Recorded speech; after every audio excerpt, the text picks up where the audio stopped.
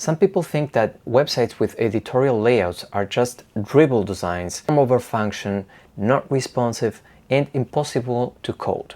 In this video, I'll demystify all that by showing you my practical workflow for translating an editorial website like the one I did in part 1 to mobile in Figma, and how I hand it off to a developer. And stick till the end, because I will also show you a few websites I personally designed with this style and were approved by the client, developed properly, and are now live, including mine, which basically converts so well I've been making 6 figures in the last few years with it.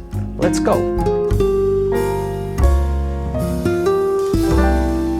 Hello my friend, if you're new to the channel, welcome. My name is Adrian Somoza, former lead designer at MediaMonks, and I focus on helping talented freelance web designers grow their talent and charge what they are worth. Before we jump in, make sure to download my freebie, the Golden Canon Grid version 3.0.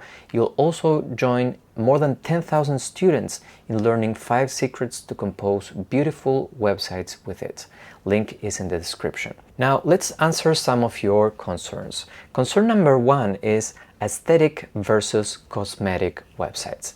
A viewer said, this is totally form over function, right? I think there's a misunderstanding. When a user lands on a page, you want to be able to guide the user towards the desired action that you want them to be able to perform in your website. Websites have different functionalities, and depending on the goal of the business, the function is going to be different. When people say editorial layouts are form over function, what they usually mean is that it looks cool, but it's not functional, right? And I think that's a mistake for several reasons. First off, it's an assumption. To know if a design is functional, you need to test it out, okay? Again, at the end, I'm going to show you websites like this one that were tested and that work. And if your layout doesn't guide the user's eye, then it's not really working. Editorial style is not decoration for the sake of it. It's a way to create hierarchy using typography, spacing, rhythm, and composition. The form is a tool that helps and supports the function, which is communicating the message clearly, and then making the important things feel important and the secondary ones feel secondary. A huge mistake I see in most websites, right, which don't have the visual eye for aesthetics, is that they don't pay attention to good hierarchy and good clear layouts, and so the eye is all over the place.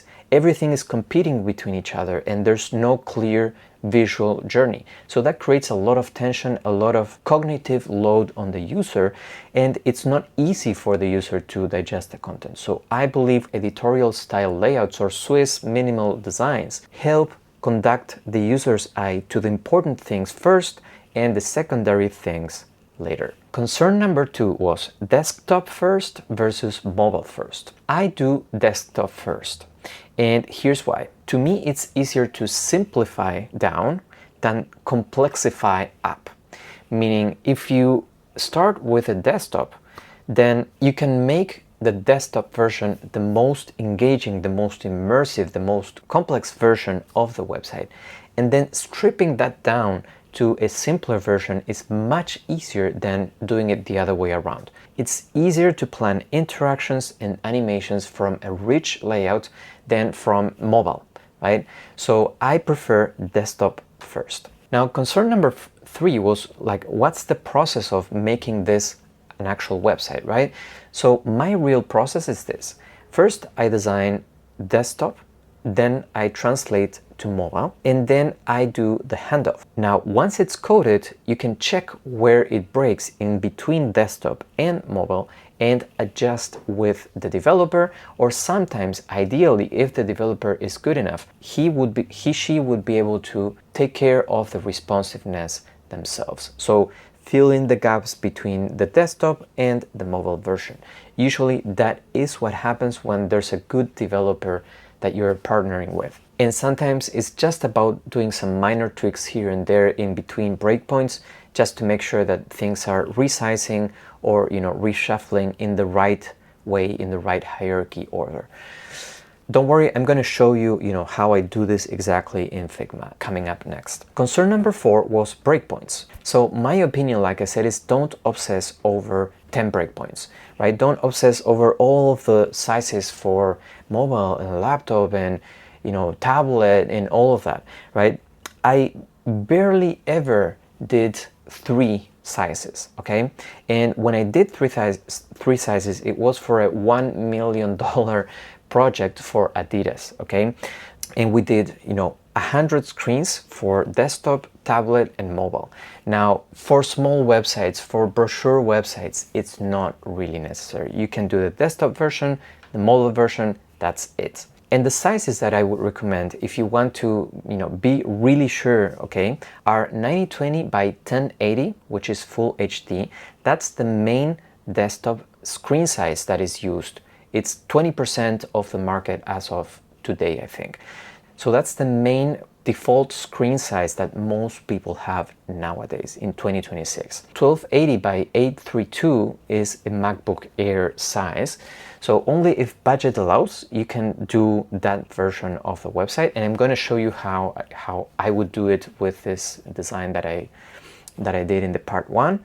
And then 390 by 844 is the iPhone 13. When it comes to mobile, you want to choose one of the smallest sizes, because if you adjust it for the smaller size and you just ramp it up from there, it's gonna also fit in bigger sizes as well. Now, when it comes to desktop, it's the other way around, right? You want to start big and you want to start with a full range and then start simplifying as you go down. I would only use, by the way, 1280 by 832, right, like a laptop version for a desktop, if I was working on something like a very complex website, for example, e-commerce, maybe a big magazine, right? Websites that need big scale, right, that have a big scale, then you probably need to be safer in smaller screens, and you can always grow the layout from there, but you're making sure that in the smallest laptop size, everything fits well. But that's for very, very, very functional and high scale websites. For brochure websites like this one, you don't need to design for the small size. It's gonna fit. It's very simple. Like, there's not many elements to fit in the screen, okay? Now, quick reminder, if you want to download and use an unconventional grid system that is really timeless, right, has been used for books and now I'm popularizing it for the web, then download the Golden Canon Grid version 3.0. It also includes 5 secrets to design beautiful websites with it. Link is below. Now let me show you how I would do it, okay? First, like I said, I would design 2 key versions, desktop and mobile. And I would focus more on rules, right, on how the elements behave in responsive than about the breakpoints themselves, okay? So let me show you how this looks here, okay? Here is the final result that I'm going to be showing you. I started with this one in part 1, and if you didn't see that, make sure to check it out here. And after that, I designed the mobile version, and let me show you very quickly how I did that, right? This is the recording of how I designed the mobile layout. So I'm going to be showing you the process first, and then I'm going to be running you through the 6 core rules that I went through when designing this mobile version, okay? So first, I start with the title and I resize it because the title needs to be resized. Then whatever was vertical here has to be horizontal, right? So that's what I'm doing here. I'm just stacking things horizontally instead of vertically. Then I did the CTA. So as you can see, I just copy paste first the things, and then I resize them, I make them match the columns, I then resized everything and make it match. I started at 40 pixels, which was the previous version, right, the desktop version, and then I resized it to 60 because I realized it was just too small. Usually 60 pixels for mobile is great. I check the paddings, right, and I keep the spacing, so here I have 20, right?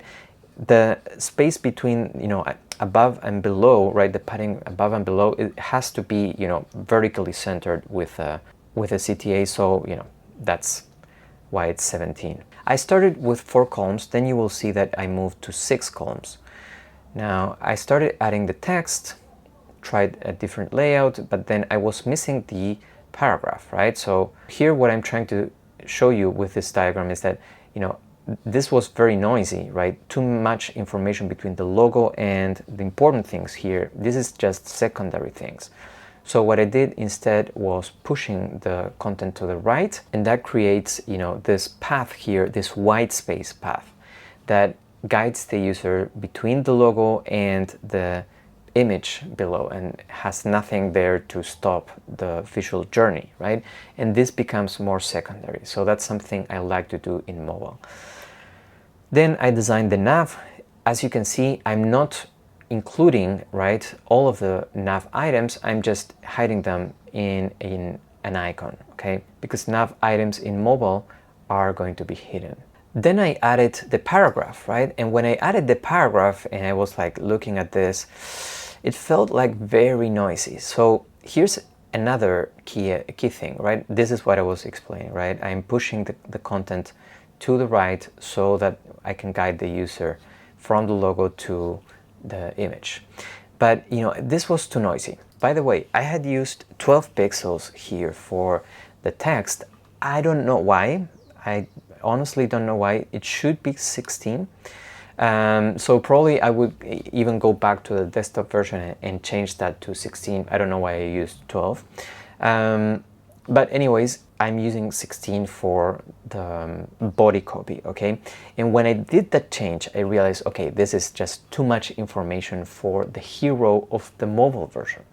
So I removed some text, right? And it wasn't enough, so I said, okay, I'm gonna just get rid of that extra text over there and just make it much more minimal. And I think I even cut the paragraph into a smaller version. No, that was it. Okay, so now we ended up with a paragraph, the images, and the title, and then the CTA. Now this is the design of the carousel. I designed a carousel for when you click or you tap, let's say, on an image here and you want to see it bigger.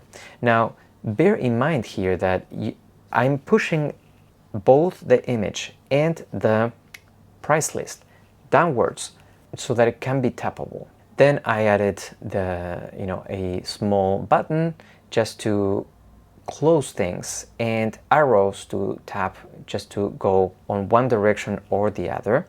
And notice how, for example, I'm using the same edge that I used to align the buttons here. I'm using it to align the image that comes next.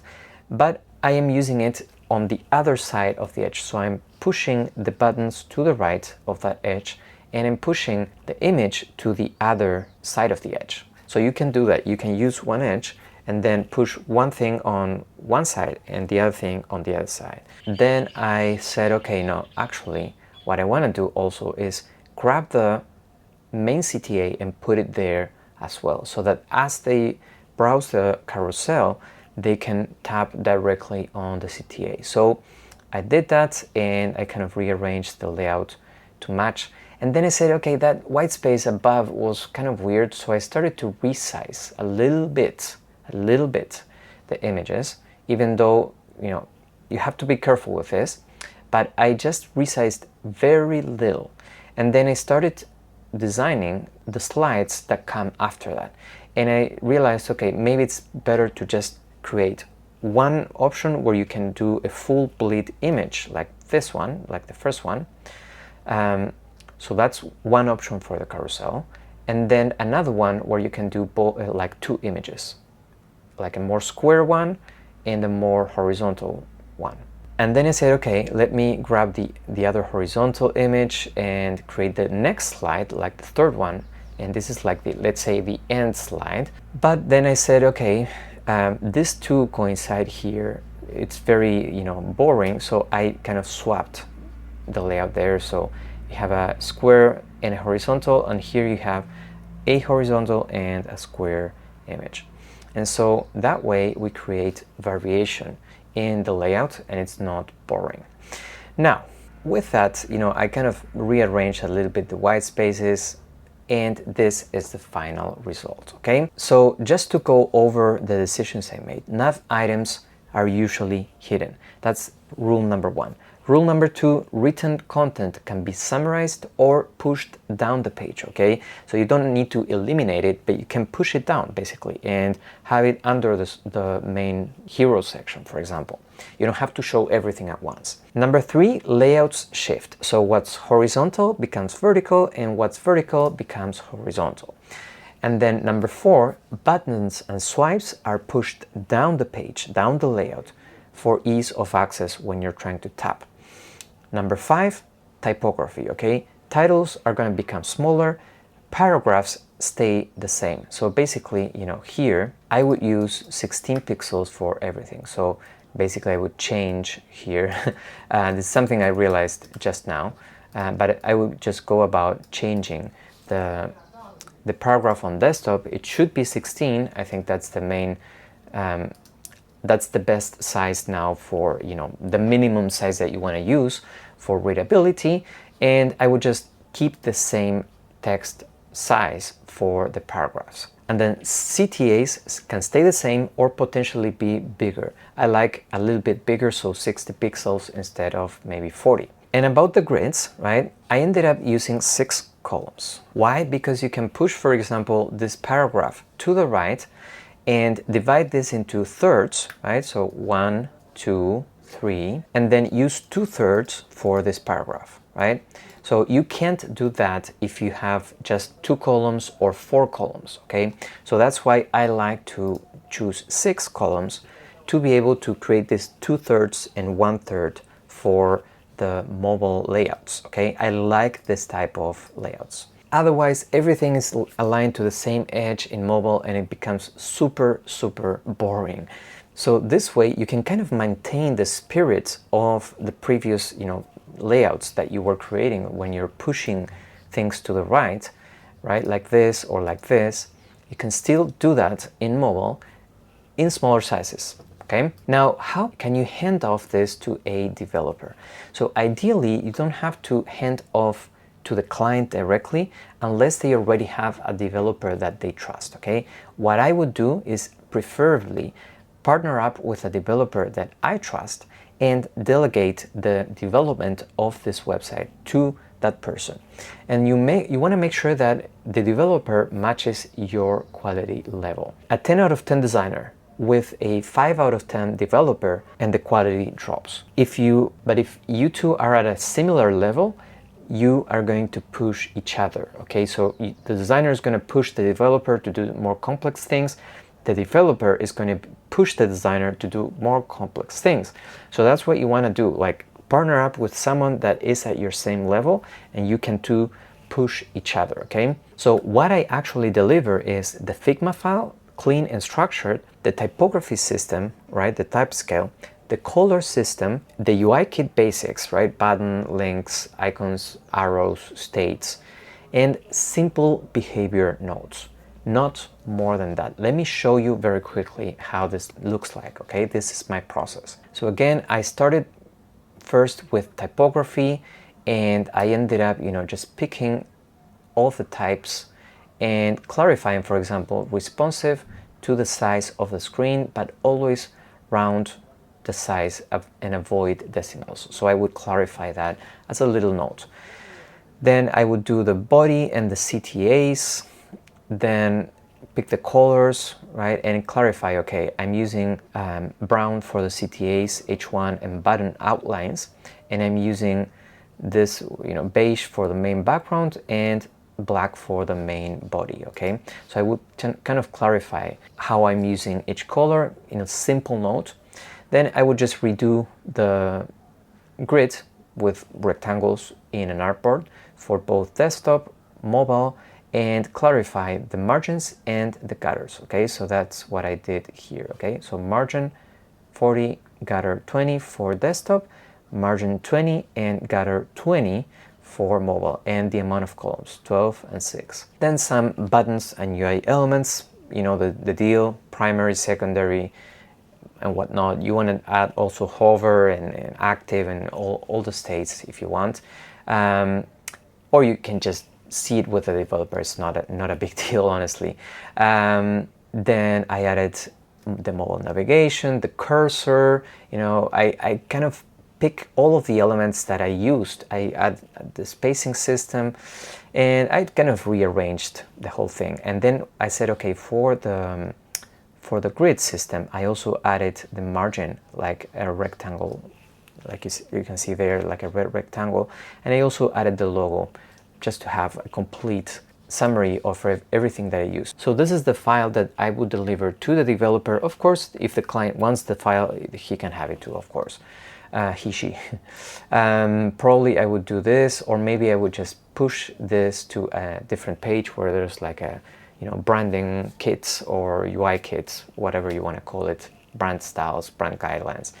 And then here is the main screens, right? So that's basically it. And then you just go module by module and you complete the full website. Now, Nicolas and Rafael, two of my BONT Club members, did this and delegated their development work. And they were the ones who scaled faster to 6 figures in revenue in 12 months and 18 months, respectively, okay? That revenue was shared with the developers, right? But they didn't have to do all of the work, so they could focus on other projects and in improving their design skills. And again, that ramp up in revenue was in a very short period of time, right? So that doesn't mean that they are stuck at that point. They probably are much higher than that right now. So here's the thing, right? It takes 10,000 hours to become a pro at one discipline: design, development, copywriting, SEO. Each one of those takes 10,000 hours to become a pro at them. That means 5 years full time. If you split your time into 2 disciplines, like for example design and development, it'll take you 10 years to become a pro at both. And at 5 years, you'll be behind the designers who decided to focus in one discipline. I'd recommend this: become a pro in one discipline first, and then add another one to stack on top of it. Plus, by becoming proficient in one discipline, like for example design, you will shortcut your learning process on the second one. So for example, if you first become a pro at design, becoming a pro at development is going to take less time because you already have background knowledge on the industry. So that's going to shortcut your learning process. So maybe instead of taking 5 years to become a pro in development, maybe in 3 years you're already a pro. Now, lastly, do these websites convert? Let me show you 3 websites that I did. The first one is this one. It's for a metallurgic company. It has this editorial style, even though we have a full image at the beginning, but if you scroll, you will see that I use this type of editorial style layouts. Now, this is a live website that has been shipped, the client approved it, and they were happy with it, and it's just working totally fine for them. It has beautiful animations, interactions, and it's responsive. Look at that.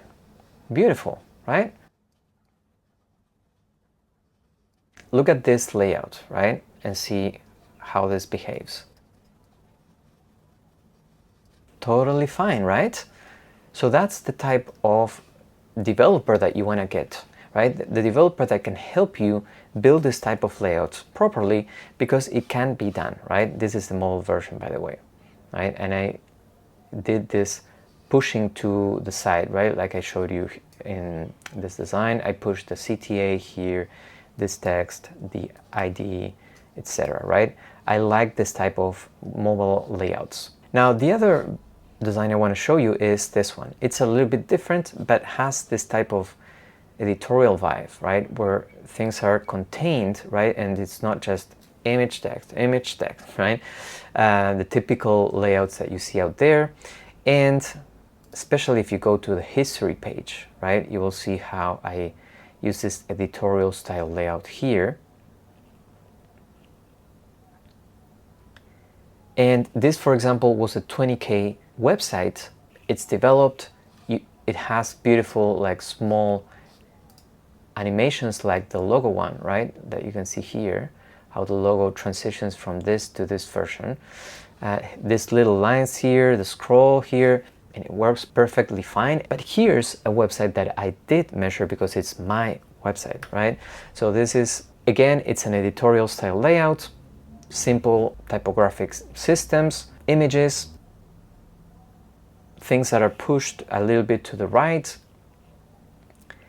And this website, as you see it here, if you go down to mobile, you will realize, up to a certain point, it's fine, but after that, it kind of starts breaking. So for example, let's see here. It's kind of shrinking everything in percentages. So the responsiveness of this is pretty bad. And on mobile, so let's say that you do an iPhone SE, right? This is what you're gonna see in my website. Dear web designer, come on now, you know the drill. Hop on over to your desktop and check out the website in all its glory. And you have just some buttons here and there just to, so it's not a dead end, right? But I'm pointing people to the desktop version. And this website, as you see it here, that is terrible in responsiveness, this website is bringing me 6 figures a year for the last years. So that means that it's converting really well, and I know this because I'm tracking the metrics of how many people apply to join the BONT Club. A lot of my applications, maybe half of them, come directly from my website, and many of the designers that join the BONT Club tell me that they found my website really appealing and they liked it, and that's one of the reasons that compelled them to apply and join the BONT Club. So, do these websites convert? Absolutely, they can convert. It's not a problem, so don't worry about those UX police out there, commenting in the community saying that, oh, this is terrible for conversion, right? Don't pay attention to them. Just do good design and don't worry about the UX police designers out there. Because here's the thing, guys. Aesthetics don't make or break the design. Business strategy, copy, and brand identity does. But that's for another video. Let me know in the comments below what other topics you'd like me to cover next.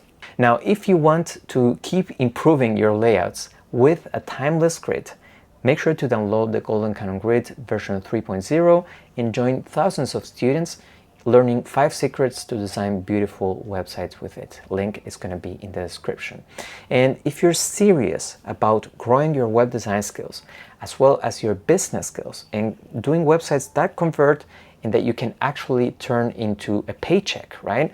Then book a one-to-one call with me. I'd love to help you. We'll have a chat and see if the BONT Club is a good fit for you. That's it for today, guys. I hope you found it super useful, and as always, let's bridge the gap one pixel at a time.